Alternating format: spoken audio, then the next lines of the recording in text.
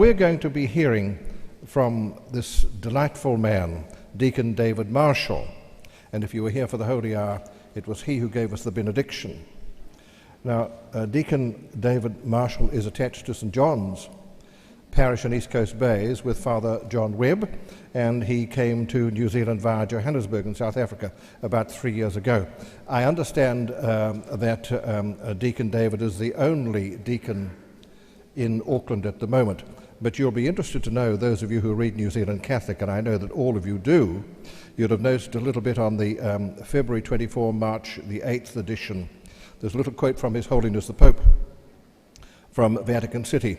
Pope Benedict XVI has given his support to the permanent diaconate, expressing joy and gratitude for the Second Vatican Council's revival of this important ministry in the Universal Church. The Pope was answering a question during a meeting with clergy of the Diocese of Rome. His Holiness said he favoured this ministry when he was Archbishop of Munich, because it seemed to him to belong to the richness of the sacramental ministry. And the Pope went on to say, at the same time, it can equally be the link between the lay world, the professional world, and the world of the priestly ministry.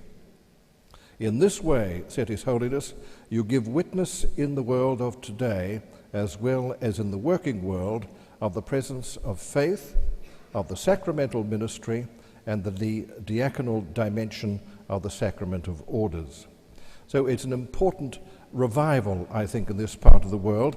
And just as an aside, I now live in the Bay of Plenty in Papamontauroa, and that's in the Hamilton Diocese, and we have 12 permanent deacons in our diocese, one of which is attached to our parish church.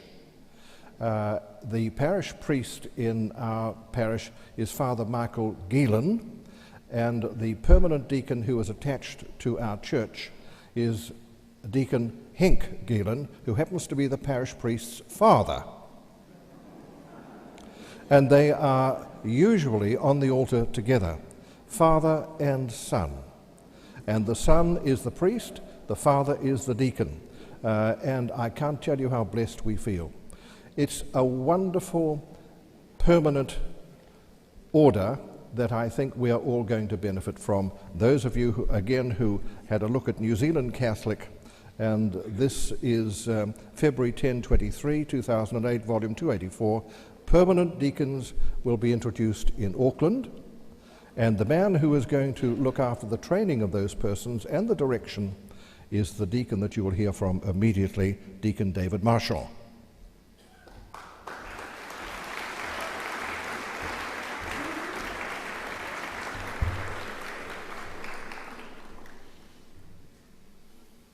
It's a number of years ago, in fact probably more than 30 years ago, my daughter was about 4, and she had a friend with her one Sunday, and we made arrangements for the friend to come along with us to attend Mass. Now, the friend was not Catholic, a little Protestant girl, and during that part of Mass where we are invited to exchange a sign of peace, little Brenda was attacked by all the people around her with this noise, pss, pss, pss, pss, pss. But she thought she heard it, and I knew she had got it right when she came to me, grabbed my hand and looked up at me and said, "Pleased to meet you." So I thought this would be a wonderful way to start this morning, the start of this Eucharistic convention on this Saturday.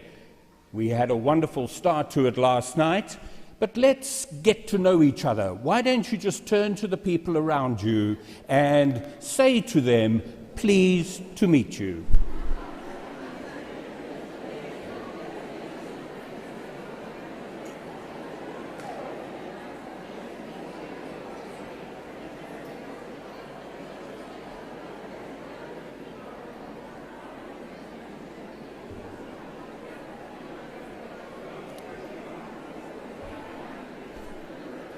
You know, just before we started this, and the people were filing in, and we had just had that wonderful hour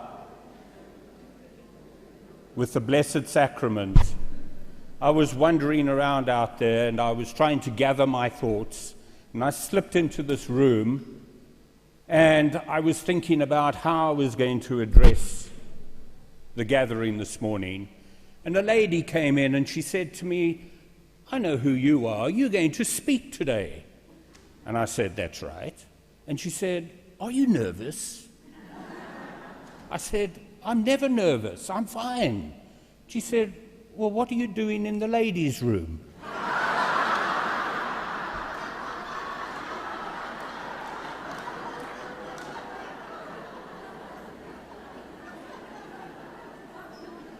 Now, I have, I believe, good reason to be a little bit nervous, because yes, I have done this sort of thing before in the secular world, and I have been invited since I've become part of the clergy to do similar things. But it's only in the last 6 weeks or so that I'm doing something which is brand new to me.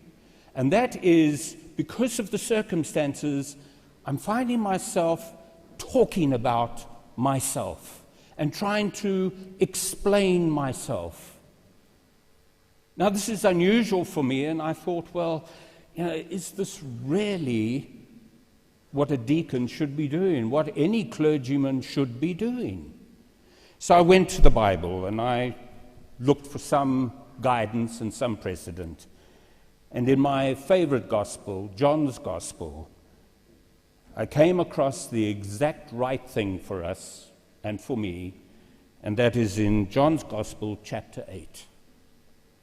Jesus, through force of circumstances, had to talk about himself. And he does it so successfully. It might not be apparent right at the beginning, but as time goes on, you understand just how successful he was. So you will excuse me if I impart some information about myself, and particularly about the vocation of the permanent diaconate, because people in Auckland find it a bit strange. In fact, I was looking around and some of the people were frowning when I mentioned I have a daughter. Now, they obviously haven't read the program, or they haven't got to the page where I am. I am towards the back of it, so I'm the tenderfoot in this organization right now. But they see me as a priest. I can't tell you how many times people address me as father. I'm comfortable with that. I'm okay. If the occasion is right, I will correct them. Otherwise, I'll just let it go. But I'm pretty confident that after I have finished speaking here today, you will know that I am not a father. Let me explain just very briefly how the Catholic hierarchy works. And this is the way it was right at the beginning. And I'm talking about New Testament times. In fact, you read about it first of all in Acts chapter 6, where 7 worthy men were elected by the apostles. So if you want to be really picky about it, deacons came before the priests. But we don't like to tell them that too much, because they got a little bit nasty, because it was about the 8th and 9th century that the diaconate all but disappeared. The remnants of this permanent diaconate was that it was men who were on their way to priesthood. And the diaconate had disappeared right up until the time, the permanent diaconate, right up until the time of Vatican II. Now, the reason that it disappeared are many and varied, but I think one of them was because the deacons got too much power. They controlled the money bags.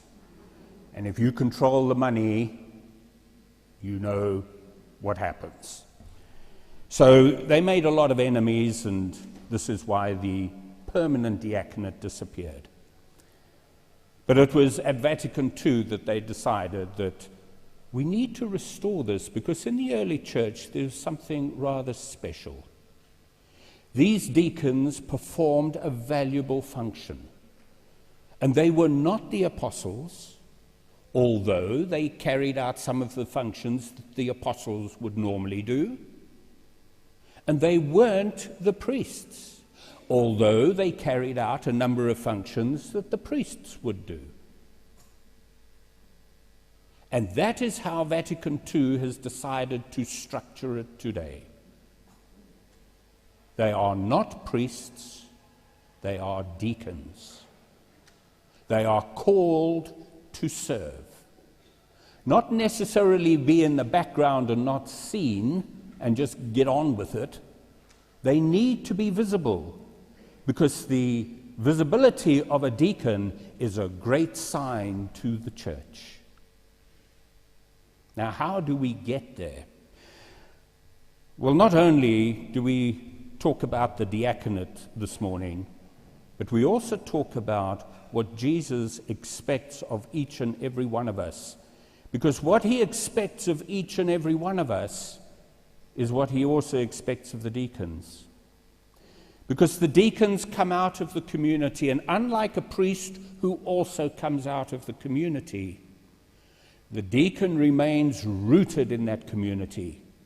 A priest in formation will come out and he will go into another brotherhood, certainly for the time of his formation until his ordination. He will have stints to keep in touch with the people. But the intensity of his formation is such that he needs to spend time alone with his brothers and with God. A deacon spends all of his time in the community, even during the formation. So you can see that there would be some differences.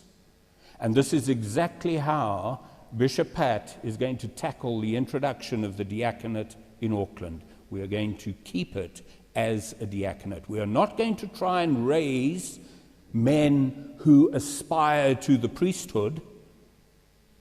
We are going to form men who aspire to the diaconate. And it's got to be close with Jesus. You know, back in chapter 8 that I referred to, it starts off, the beginning of the chapter, with Jesus being confronted by the Jewish authorities with a woman they had caught red-handed in adultery. That's quite something to be confronted out of the blue. They knew exactly what the law demanded. They knew how it had been from the time of Moses. They had no doubt of what their responsibility was with this woman who had been caught in the act of adultery. But they were being a little malicious. They were being very malicious. They brought this woman to Jesus, and while he was teaching in the temple area in Jerusalem, they said to him, "We've caught her, and what should we do?" Because they knew that if Jesus said, as they had heard him preaching before, "You must be forgiving," he would be flying in the face of the law of Moses. And if he said she must be condemned to death, he would be flying in the face of the law of the Romans, because they weren't allowed to do that. So here is the predicament. What does Jesus do? He now gives them something that they were not expecting, for which they had little answer. And we all know the story. Those of you without sin, you cast the first stone. And the crowd melted away. So we start off in chapter 8 with Jesus intervening in a different way to the way of the world. We have Jesus now introducing a whole new concept, this concept of a loving and forgiving God, who doesn't look at the outside, a God who looks deeply. Now, those who were witnessing this and saw other things and heard Jesus teaching, we are told in that chapter that they started to believe. And by the end of it, they had such faith in this man because his message was so powerful, his authority was so evident, they didn't see an alternative.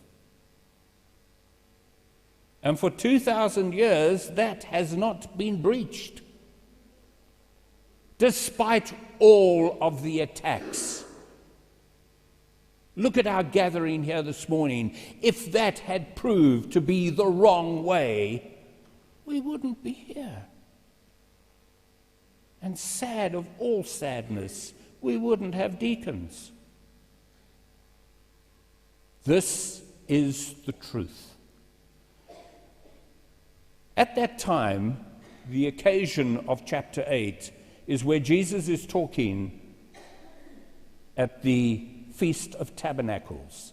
And part of that ceremony was to create a tremendous light in the temple, a light so brilliant that it would penetrate the darkness around and even enter some of the homes. It was one of the highlights of the celebration in Jerusalem at that time.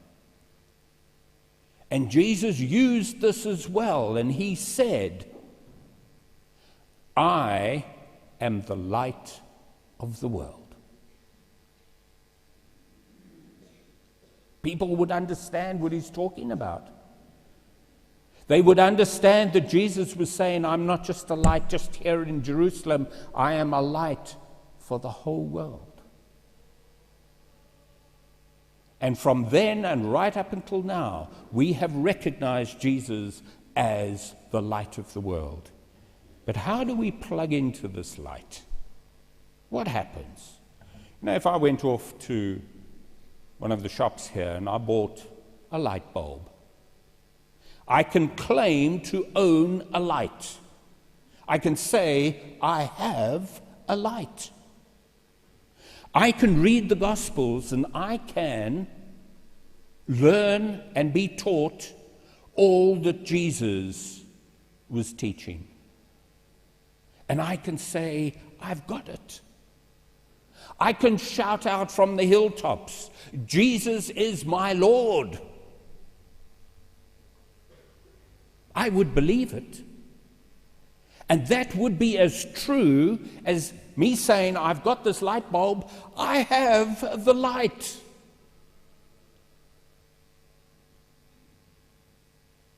This is where deacons come in. Deacons, by their example in the community, they need to illustrate how that light truly becomes part of them. And there's only one way, that light that I bought from the warehouse down the road, there's only one way I can make that light work. And that is plug it in, and plug it into the right place. If I plugged it into a banana, it's not going to work. I need to plug it in to Jesus himself. He told us he is the light of the world. And deacons have to really understand this, so that not just stand up here and preach it, but live it and be seen to be part of the community. You know, I am so much part of the community. I do have a wife. I have 2 children. I have 5 grandchildren. My marriage is not any more sacred than anyone else's marriage. I'm a husband, and my wife is the mother of the children, and we have our relationship issues. You know, I've got to tell you, it wasn't that long ago, I was driving along the freeway here in Auckland, and I saw the blue lights in my rearview mirror, and there was a policeman behind us, and he pulled me over. He came up eventually. You know, they take their time when they pull you over. You sit there for a long time and you think, well, should I just drive off now? He eventually came to my window and I rolled it down and I said, "Officer, I've obviously, in your eyes, done something wrong. What is it?" And he said, "You have been exceeding the speed limit." And I said, "That is utter rubbish. I don't speed. I have my own speedometer here, and I check it. I am meticulous about it. I make sure if I do start pushing the limit, I pull back. I do not speed." He said, "Sir, I have the equipment in my car. Would you like to come along and have a look at it?" I said, "I don't need to look at it. I was not speeding. You got it wrong." My wife leant over, stuck her head up and looked at him and said, "Officer, please don't carry on. He's always argumentative when he's been drinking."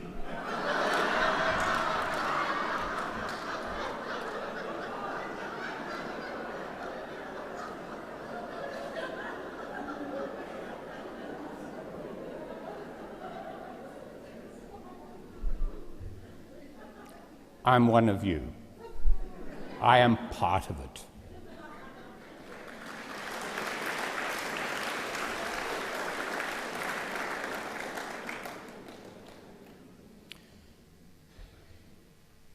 To plug into that light, in reality, the only way we can do it, and Jesus tells us this quite clearly, and he said it to that woman caught in adultery: sin no more. If we are without sin, we've plugged into the light. It's really as simple as that.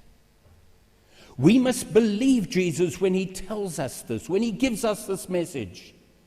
We must be without sin. Now, as Catholics, we know there's no big magic moment when we just have to say, "I am now without sin," and believe that our lives are going to carry on like that. It's not going to happen. We know that. And we have this wonderful sacrament, and it was such a delight for me to see so many people exercising their right in receiving that sacrament this morning.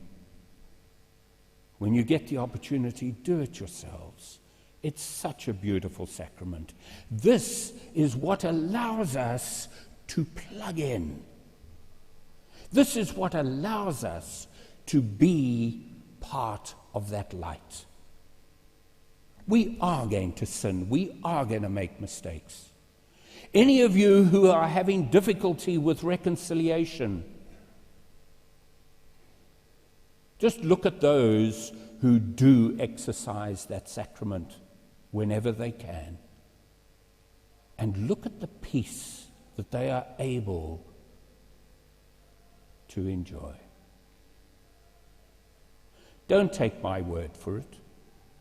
You've got to try it.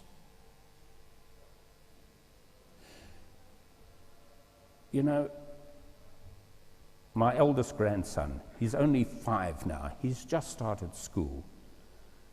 But soon after we arrived in this country from South Africa, I wanted to make a big impression, and I wanted to give my grandchildren as much as I could.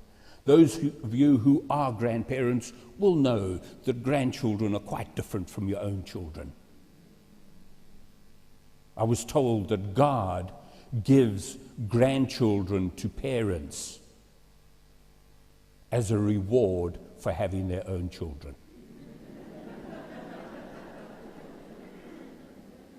So here I was with my little grandson, and I said to his mother, my daughter, and I said, "Has he ever had an ice cream?" "No, he doesn't like ice cream." "Have you tried it?" "Well, no, but I know." I asked him, and in his little infant talk, he could tell me He doesn't know what an ice cream is. Yes, he's seen it, but no, he doesn't want it. We took him down to Browns Bay, and they have this ice cream shop there, and I bought a little cone for him. And I showed him how I was eating my ice cream, and of course you put on that great big face of great enjoyment. Give it a try. He took his cone and tentatively put out his tongue onto the top of the ice cream. And of course it was cold. It was different. He wasn't used to this, and he pulled back in alarm. But then he thought about it. Now hang on, there was something there. And he tried again. Well, as you all would know, it didn't take long. I'm now spending a fortune giving ice creams to the grandchildren. This is what we need to do.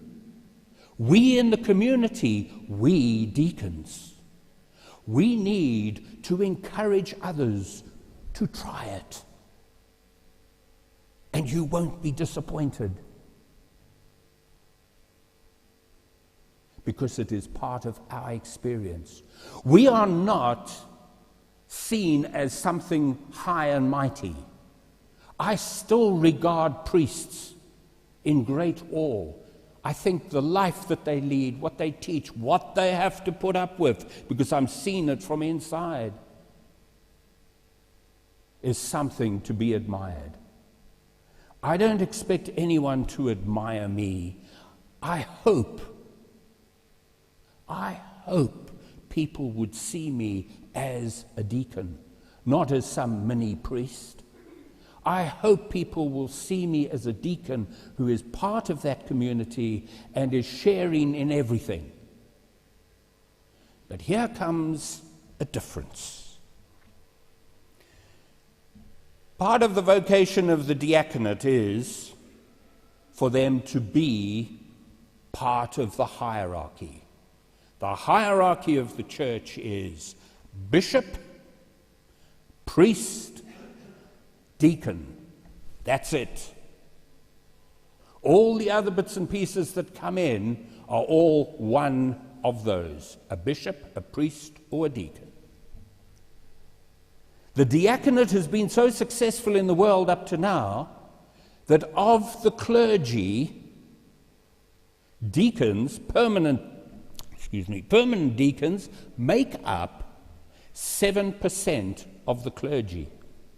You might say, well, that's not a lot, because priests are 92% and bishops are 1%. But it's growing.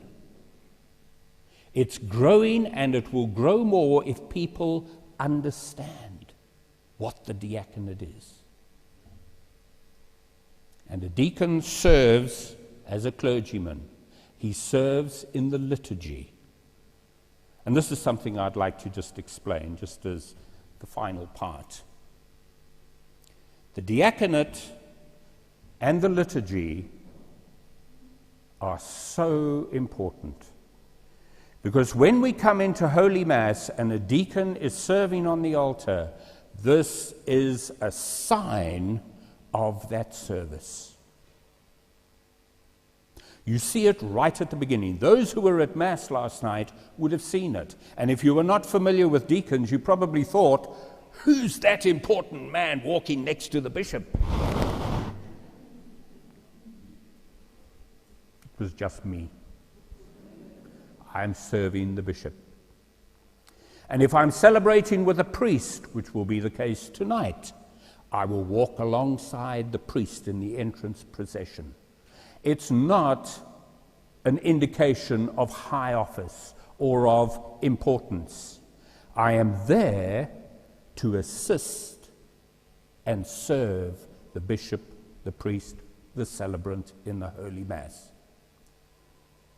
During the Mass, you will see all sorts of signs taking place. I will do my very best not to look like a priest.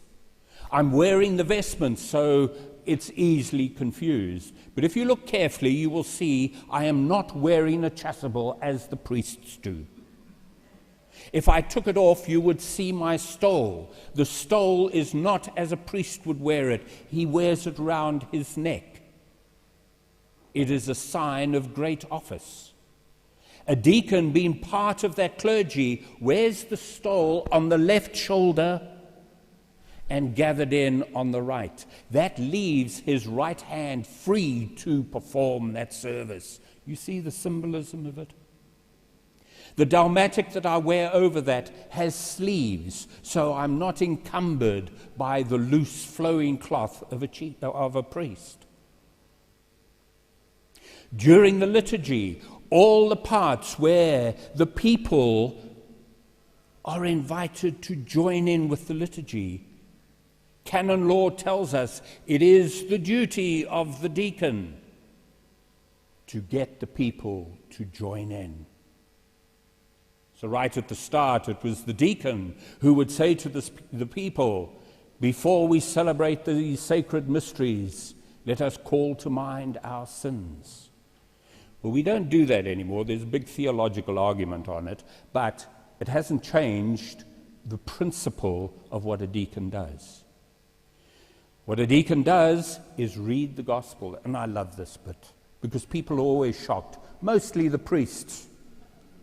When I say, if a deacon is on the altar, the deacon and only the deacon can read the gospel. Oh no, the priest must always read the gospel. No, only the deacon. What about the bishop? Only the deacon. A good priest friend of mine went across for a big celebration in Rome, and he was specially invited there, and this was a big celebration with Pope. It was John Paul II. And the priests were starting to fight amongst themselves who was going to do the reading, and of course they all wanted to take the gospel reading. And apparently the disappointment and the absolute horror of so many of them when they learnt that none of them could do it. The little deacon who was going to creep in later into the ceremony, he was going to do it, and no one could take it away from him. This is how it is. It's a great symbol. The big symbol of the diaconate is Christ washing the feet of the apostles. He's there in service. Peter said, "Oh, but you can't do that." Oh, yes. If you don't let me do that, you cannot be my disciple. A deacon is going to proclaim the gospel. He is going to give that service to the people, to the whole church. And that is his duty in the liturgy. It's a big, big sign. I think my parish priest is quite happy on a number of occasions when I say, "Sorry, Father, I won't be at Mass." Oh, yay, he can do the gospel.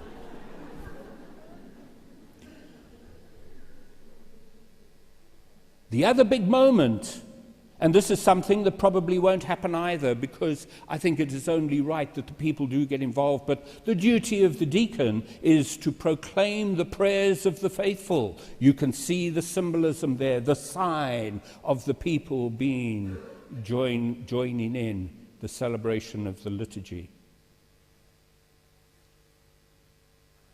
And here is a great part. And it's something that there are a number of dioceses I've read about who have abandoned this one for whatever reason. And I will do everything I can for it not to be obscured in this diocese if I have any sort of influence with the bishop and his advisors. The pinnacle of the Mass is straight after the consecration. The elevation, the first elevation of the priest with the blood and the body of Christ. My Lord and my God. At the height of the church's celebration, at the heart of our faith, the deacon proclaims in a loud voice to the people, "Come on, people, this is it. Join in. Let us proclaim that mystery of faith." And the people join in. It is the deacon who is part of the community from the altar inside the sanctuary, bringing the two together in a most stupendous way.